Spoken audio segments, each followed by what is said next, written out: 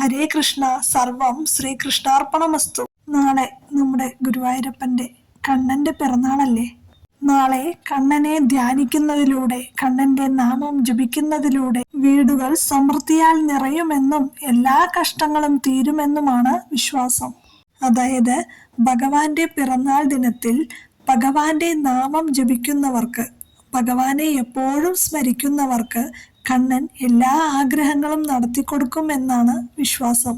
നാളെ ഗുരുവായൂരപ്പനെ കുറിച്ച് ഓർക്കുകയോ കണ്ണന്റെ കീർത്തനങ്ങളോ മറ്റോ കേൾക്കുകയോ ചെയ്യുമ്പോൾ നമ്മുടെ കണ്ണ് നിറയുകയാണെങ്കിൽ കണ്ണൻ നമ്മുടെ കൂടെ തന്നെയുണ്ട്, നമ്മുടെ അരികിൽ തന്നെയുണ്ട് എന്ന് പറയപ്പെടുന്നു. നാളെ ശ്രീകൃഷ്ണ ക്ഷേത്രത്തില് അവലോ പഴവർഗ്ഗങ്ങളോ സമർപ്പിക്കുകയാണെങ്കിൽ കണ്ണന് ഇതിൽ പരം സന്തോഷം വേറെ ഒന്നും തന്നെയില്ല. എന്തു തന്നെ ആയാലും നാളെ ഭഗവാന്റെ പിറന്നാൾ ദിനത്തിൽ ഭഗവാനെ സ്മരിച്ച് ഭഗവാന്റെ നാമം ജപിച്ച് നമ്മൾ എന്താഗ്രഹിച്ചാലും കണ്ണനത് നമ്മൾക്ക് നടത്തിത്തരും. വിവാഹം കഴിഞ്ഞ് 7 വർഷമായിട്ടും ഒരു കുഞ്ഞിക്കാല് കാണാൻ ഭാഗ്യമില്ലാതിരുന്ന ദമ്പതികൾക്ക് ഭഗവാന്റെ പിറന്നാൾ ദിനത്തിൽ അവർ ഒരൊറ്റ കാര്യം മാത്രമേ ആഗ്രഹിച്ചുള്ളൂ, ഒരു കുഞ്ഞിക്കാല് കാണണം. അങ്ങനെ ഒരാഴ്ച കഴിഞ്ഞിട്ടുണ്ടാവും. അപ്പോഴാണ് ആ അമ്മയ്ക്ക് രാത്രി സ്വപ്നത്തിൽ ഒരു സ്വപ്ന ദർശനം ഉണ്ടായത്. ഈ അമ്മ അവരുടെ വീടിന്റെ ഗേറ്റിന് പുറത്ത് നിൽക്കുമ്പോൾ ഒരു 25-26 വയസ്സ് പ്രായം തോന്നിക്കുന്ന ഒരു യുവതി കയ്യിൽ ഒരു കൈക്കുഞ്ഞുമായി, ഒരു 1-1.5 വയസ്സ് പ്രായം തോന്നിക്കുന്ന ഒരു കൈക്കുഞ്ഞുമായി അവിടേക്ക് വന്നു. എന്നിട്ട് ആ യുവതി ഈ അമ്മയുടെ കയ്യിൽ ആ കുഞ്ഞിനെ കൊടുത്തിട്ട്, കുറച്ചു നേരം ഈ കുഞ്ഞിനെ നോക്കിക്കോണേ, ഞാൻ ഇപ്പോൾ വരാം എന്നും പറഞ്ഞ് അവിടെ നിന്ന് പോയി. കണ്ടാൽ നല്ല ഐശ്വര്യം തുളുമ്പുന്ന മുഖം. അമ്മ കുഞ്ഞിനെ വേഗം വാരിയെടുത്ത് ഒക്കത്ത് വെച്ച് വീട്ടിനുള്ളിലേക്ക് പോയി. ഇതായിരുന്നു ആ അമ്മയ്ക്ക് കണ്ട സ്വപ്നം. ഇതേ ദിവസം അവരുടെ ഭർത്താവിനും ഒരു സ്വപ്നം കണ്ടു. അവരുടെ ഭർത്താവ്, അതായത് ആ അച്ഛൻ, അവരുടെ വീടിന് പുറത്ത് ചാരുകസേരയിൽ കിടക്കുകയായിരുന്നു. അപ്പോൾ ഒരു കുഞ്ഞു ബാലൻ, കണ്ടാൽ ഓമനത്തം തുളുമ്പുന്ന മുഖം, പട്ടുകോണകമൊക്കെ ചുറ്റി ചിരിച്ചുകൊണ്ട് ഓടി വന്ന് അച്ഛന്റെ മടിയിൽ കയറിയിരുന്നു.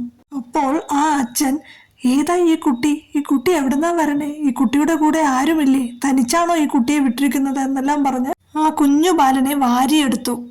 ഇതാണ് ആ അച്ഛൻ കണ്ട സ്വപ്നം. പിറ്റേന്ന് രാവിലെ ആ അമ്മ അച്ഛനോട് പറയുകയാണ്, എനിക്കിങ്ങനെ ഇന്നലെ രാത്രി സ്വപ്നത്തില് ഇങ്ങനെ ഒരു സ്വപ്ന ദർശനം ഉണ്ടായി എന്ന്. കണ്ടാൽ നല്ല ഐശ്വര്യമുള്ള ഓമനത്തം തുളുമ്പുന്ന ഒരു കുഞ്ഞു ബാലനെ ഞാൻ എടുത്ത് വീട്ടിലേക്ക് കൊണ്ടുവരുന്നതായി സ്വപ്നം കണ്ടു എന്ന് ആ അമ്മ അച്ഛനോട് പറഞ്ഞു. അപ്പോൾ ആ അച്ഛനും പറയുകയാണ്, എനിക്കും ഇതേപോലൊരു അനുഭവം ഇന്നലെ രാത്രി സ്വപ്നത്തിൽ ഉണ്ടായി. ഒരു കുഞ്ഞു ബാലൻ ഓടി വന്ന് എൻ്റെ മടിയിൽ കയറിയിരുന്നു. ഇത് കേട്ടതും അവർ രണ്ടുപേർക്കും ഒരുപാട് സന്തോഷവും അതിശയവും ഒപ്പമുണ്ടായി. ഭഗവാനെ, ഇതെന്താ ഇപ്പൊ ഇങ്ങനെ ഒരു സ്വപ്നം കാണാൻ, ഞങ്ങൾക്ക് രണ്ടുപേർക്കും ഒരുമിച്ച് ഇങ്ങനെ ഒരു കുഞ്ഞു ബാലനെ സ്വപ്നം കാണാൻ എന്താ കാരണം? അങ്ങനെ അവർ അവരുടെ വിഷമങ്ങളും സന്തോഷങ്ങളും എല്ലാം ഗുരുവായൂരപ്പനോട് പറയുമായിരുന്നു. അങ്ങനെ ഏകദേശം 1 മാസമായിട്ടുണ്ടാവില്ല. അമ്മയ്ക്ക് ഒരു ദിവസം കലശലായി ഛർദി.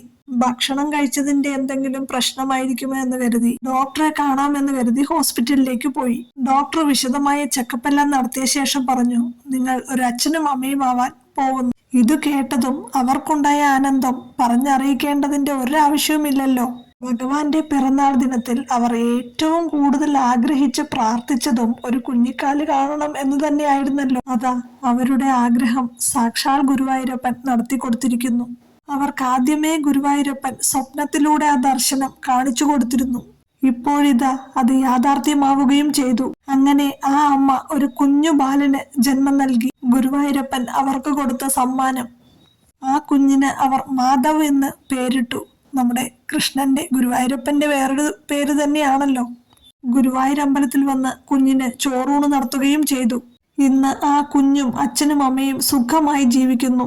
അപ്പോ നാളെ നമ്മുടെ കണ്ണന്റെ പിറന്നാൾ ദിനത്തില് നമ്മള് ഭഗവാനെ സ്മരിച്ച് കണ്ണന്റെ നാമം ജപിച്ച് കണ്ണനെ ഒരുപാട് പ്രാർത്ഥിച്ച് നമ്മൾ എന്താഗ്രഹിച്ചാലും നമ്മൾക്ക് സാക്ഷാൽ ഗുരുവായൂരപ്പൻ എല്ലാം നടത്തിത്തരും. എല്ലാവർക്കും കണ്ണൻ തുണയാവട്ടെ. ഹരേ കൃഷ്ണ.